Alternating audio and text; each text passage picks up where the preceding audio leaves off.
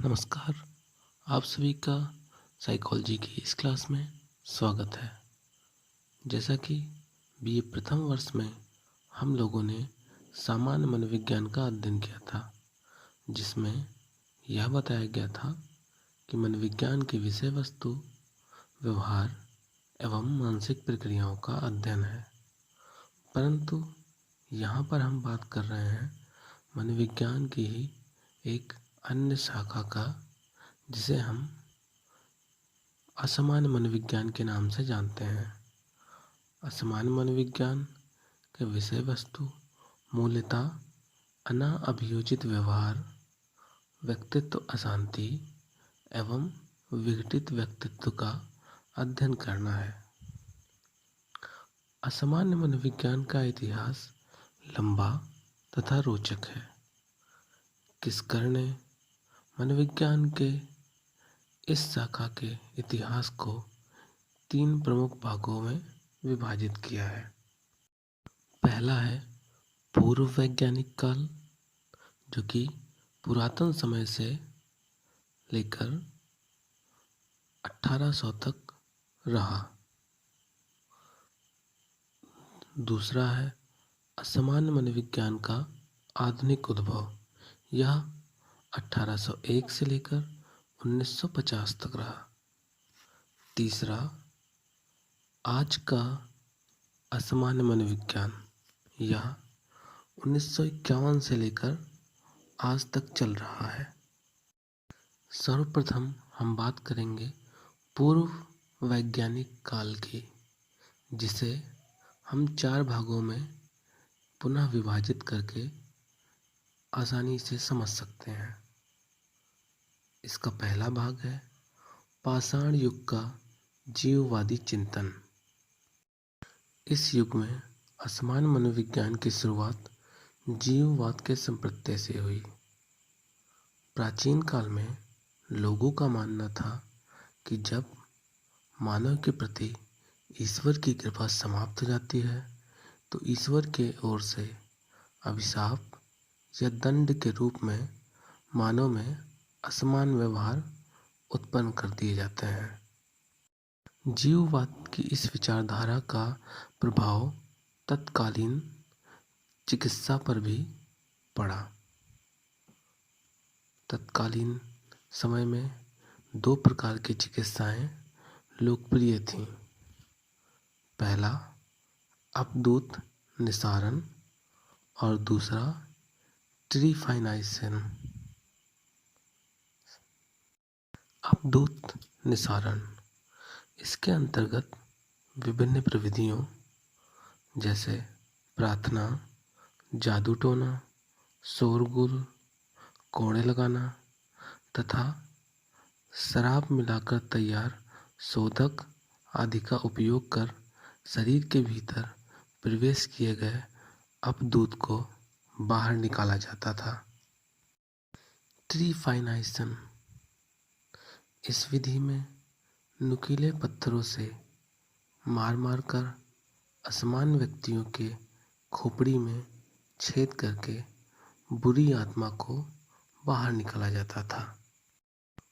पूर्व वैज्ञानिक काल का दूसरा भाग है प्रारंभिक दार्शनिक एवं मेडिकल विचारधाराएं।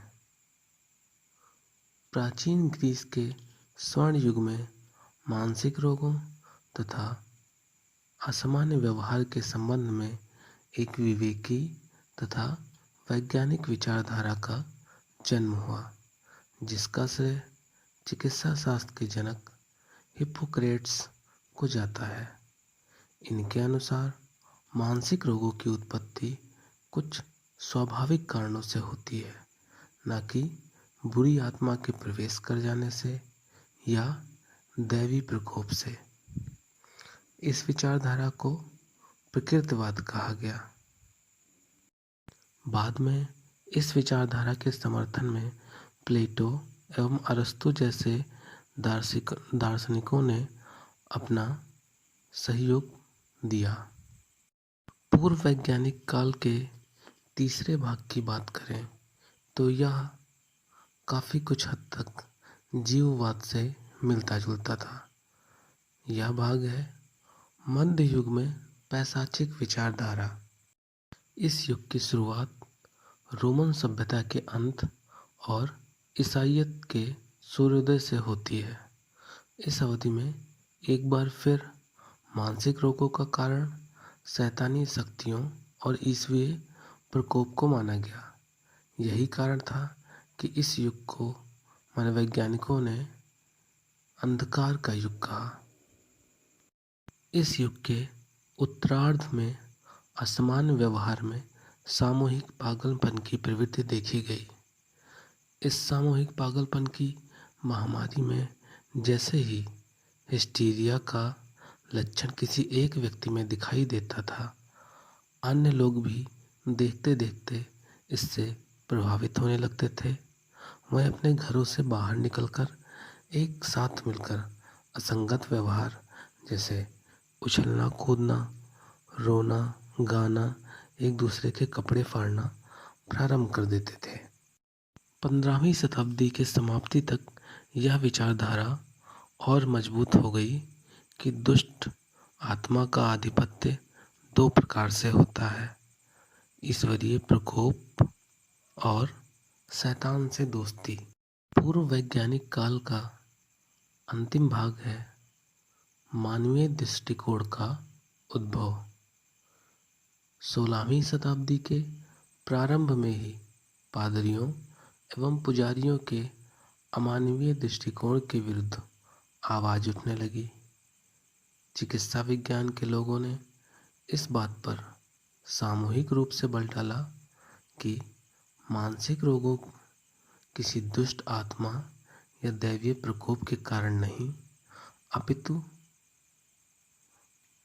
सामान्य कारणों से होते हैं, जिसका उपचार अन्य बीमारियों के ही तरह मानवीय ढंग से संभव है। असामान्य लोगों के प्रति मानवीय दृष्टिकोण अपनाने वाले प्रमुख चिकित्सक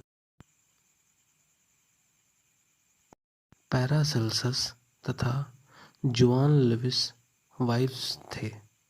इन्होंने उस समय के अंधविश्वास एवं अमानवीय दृष्टिकोणों के खिलाफ आवाज उठाया था। जॉन वेयर, जो कि एक जर्मन चिकित्सक थे, इन्होंने अपनी पुस्तक द डिसेप्शन ऑफ डीमॉन्स में भिन्न भिन्न जगहों पर कैदियों के रूप में बंद मानसिक रोगियों के दयनीय दशा का वर्णन किया। इस पुस्तक में इन्होंने बताया कि मानसिक रोगी शैतान से ग्रसित न होकर एक मानसिक बीमारी से ग्रसित होते हैं, जिसका उपचार अन्य बीमारियों की तरह संभव है। रेगिनाल्ड स्कॉट ने अपनी पुस्तक डिस्कवरी ऑफ विशक्राफ्ट में इसे एक रोग के रूप में प्रस्तुत किया, परंतु इंग्लैंड के राजा जेम्स ने इस पुस्तक पर प्रतिबंध लगा दिया और इसकी प्रतियों में आग लगवा दिया। परंतु बाद में सेंट विंसेंट द पाउल ने घोर विरोध के बीच अपने जीवन को खतरे में डालते हुए यह घोषणा कर दिया कि शारीरिक बीमारियों के समान मानसिक बीमारी भी एक रोग है। इस विचारधारा का असर यह हुआ कि अन्य रोगियों की तरह असामान्य व्यक्तियों को भी सुनसान जगहों से तथा कैंपों से निकालकर हॉस्पिटल में रखने का सुझाव दिया गया। मानसिक रोगियों के प्रति सही अर्थ में मानवता का दृष्टिकोण एक फ्रेंच चिकित्सक फिलिप पिनेल के सक्रिय प्रयासों से प्रारंभ हुआ। इन्होंने आधुनिक मनोरोग विज्ञान के जनक के रूप में ख्याति पाई।